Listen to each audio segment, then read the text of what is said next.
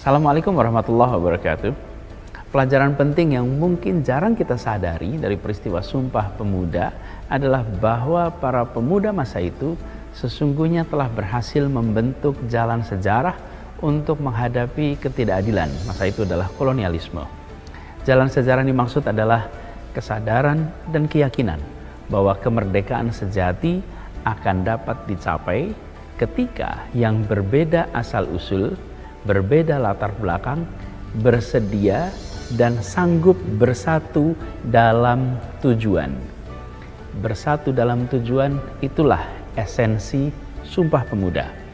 Kita sadari bahwa Indonesia adalah sebuah persenyawaan. Ia bukan sekedar sebuah percampuran semua unsur. Unsur-unsur bangsa ini bergabung dan membentuk sebuah entitas baru yang bernama Indonesia. Percampuran tidak membentuk entitas baru, tapi persenyawaan dia menghasilkan entitas baru, dan bila diuraikan kembali persenyawaan itu menjadi unsur pembentuknya, maka persenyawaan jadi hilang. Sebagai ilustrasi adalah air.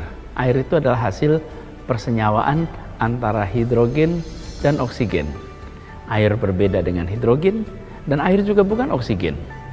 Bersatu dalam tujuan itu tidak berarti menghilangkan elemen pembentuknya.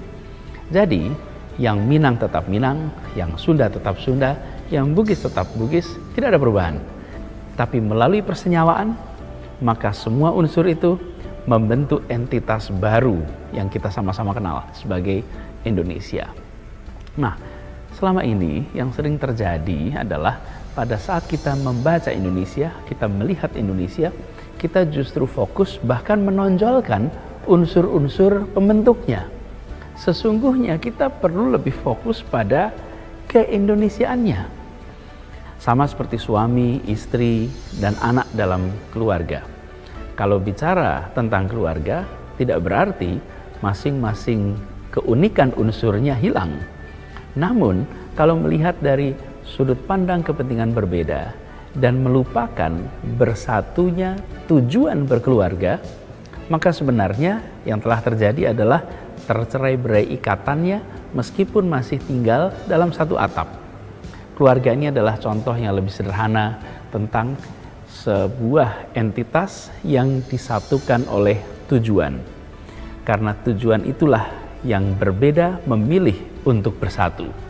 Yang bersatu itu tujuannya, bukan asal usulnya, bukan unsur asalnya. Nah, menjadi Indonesia sekarang ini dan terus-menerus adalah sebuah proses persenyawaan menjadi sebuah entitas baru.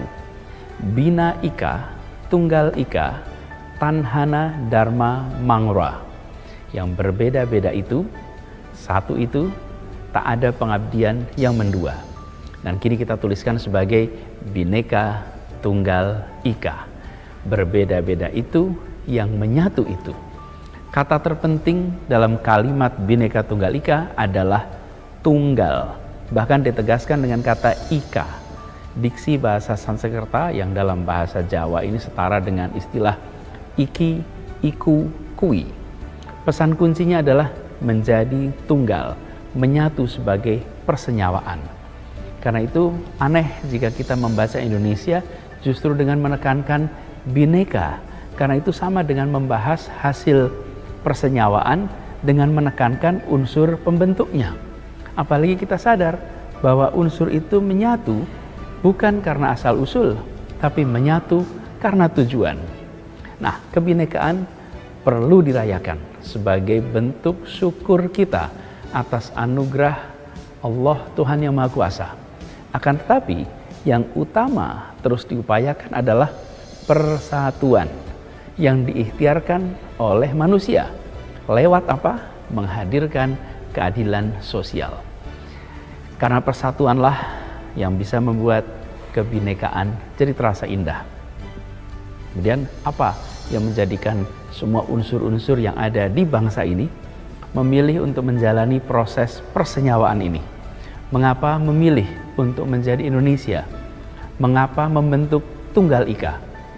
Jawabnya saya rasa sederhana. Ada tujuan yang sama, yaitu semua menginginkan kemerdekaan yang sejati. Kemerdekaan sejati itu juga yang masih harus kita perjuangkan. Kita sudah melewati proklamasi kemerdekaan, tapi itu bukan tujuan utama dari Sumpah Pemuda. Proklamasi adalah tujuan antara. Dia adalah gerbang menuju kemerdekaan sejati. Dan kemerdekaan sejati yang dituju ini harus kita raih. Harapan bahwa terjadi kondisi yang ditandai dengan apa? Ada rasa adil, ada berdaulat, ada bersatu, dan tentu saja ada kemakmuran. Nah, peringatan Sumpah Pemuda mengingatkan kita semua bahwa unsur-unsur di bangsa ini telah memilih menyatu dalam persenyawaan bernama Indonesia. Karena punya tujuan yang sama, yaitu meraih kemerdekaan sejati. Dan persenyawaan ini direkat kuatkan dengan hadirnya keadilan sosial bagi seluruh rakyat Indonesia. Selamat Hari Sumpah Pemuda. Assalamualaikum warahmatullahi wabarakatuh. Adillah pada kami tak bodoh, meski memang kami tak pandai. Tapi kami berjanji akan tetap mengkritik sesuai isi hati. Hei penguasa, ini kami rakyat jelata. Engkau ada untuk siapa? Hei penguasa, ini kami rakyat jelata. Mau sampaikan semua keluh kesah. Bekerjalah dengan hati, pakai empati. Jangan banyak intrik, apalagi bikin taktik. Bijaklah dalam membuat peraturan. Jangan sampai bikin aturan yang berat sebelah. Bismillahirrahmanirrahim. Assalamualaikum warahmatullahi wabarakatuh. Salam perubahan, salam kedaulatan rakyat. Sahabat SJ Channel semua, melihat perkembangan negeri ini akhir-akhir ini banyak yang menyesakkan dada. Apalagi kemarin kita dengar PT GNI di Morowali itu ricuh, dan ternyata itu dipicu oleh tuntutan yang sebetulnya itu bukan tuntutan. 12 tuntutan yang sangat-sangat harus dipenuhi. Bukan minta yang macam-macam, bukan minta fasilitas mes yang mewah dan segala macam seperti yang dinikmati oleh TKA asing. Tidak. Mereka hanya meminta masker, mereka hanya meminta debunya dibereskan, mereka hanya minta sesuai janji-janji yang dijanjikan kepada para pekerja di Indonesia dipenuhi. Begitu-begitu saja. Tapi itu rupanya sulit untuk dipenuhi. Ditambah lagi dengan ketimpangan luar biasa dari gaji yang didapatkan oleh tenaga kerja pribumi dibandingkan dengan tenaga kerja asing. Indonesia di negeri sendiri gajinya di kisaran 3 juta, mereka sudah di atas 20 juta. Yang tukang mecahin batu itu 21 juta, bukan di PT GNI, di PT yang lain. Tapi kurang lebih kan kita bisa anggap sama. Ini kalau saya diskusi dengan teman-teman di bawah, rakyat jelata, grassroots, kaum proletar, mereka kebingungan untuk menarasikan kemarahannya. Udah demo aja lah, saya pengen turun aja lah ke jalan. Saya ingin pemerintah ini turun aja lah. Nggak ada, mereka kesulitan gitu untuk mencerna, untuk menyampaikan.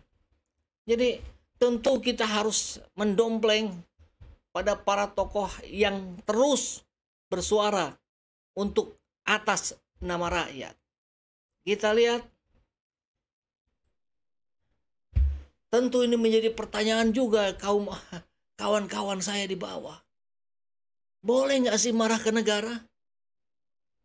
Karena tentu kita melihat apa yang dilakukan oleh pemerintah hari ini. Kalau bahasanya Prodem itu, Jokowi sudah mengkhianati amanah konstitusi. Karena kekayaan alam negara itu harus sebesar-besarnya dinikmati oleh rakyat Indonesia. bukan rakyat Cina. Dan kita lihat, Pak Jokowi sudah bicara, usut tuntas. Dan kita lihat, yang sudah ditangkepin siapa? 17 TKI semua. Kalau tidak salah TKI semua. Itu yang dianggap barangkali sebagai provokator. Hei, bukan itu persoalan dasarnya. Bukan itu pemicu utamanya. Pemicu utamanya adanya ketidakadilan di negeri ini. Pemicu utamanya adalah kesenjangan yang luar biasa antara pekerja pribumi yang harusnya didahulukan, malah dikecilkan, malah dinihilkan. Itu yang menjadi kemarahan. Jadi tolong Pak Jokowi, tolong pemerintah, bijaklah dalam bersikap, adillah dalam berbuat, dalam membuat keputusan. Ini Bapak ini harus berhati-hati. Rakyat makin pintar hari ini. Rakyat makin mudah melihat. Apalagi tokoh-tokoh sudah mulai berbicara dengan penuh kejelasan tanpa tedeng aling-aling seperti yang disampaikan oleh Cak Nun, MH Ainun Najib. Ini Fir'aunnya Indonesia ini Jokowi, Hamannya Luhut, Korunnya 10 naga. Ini saya sih tidak mau ya ada kericuhan kemudian pecah. Jadi kami meminta, rakyat meminta, pemerintah berbuatlah adil.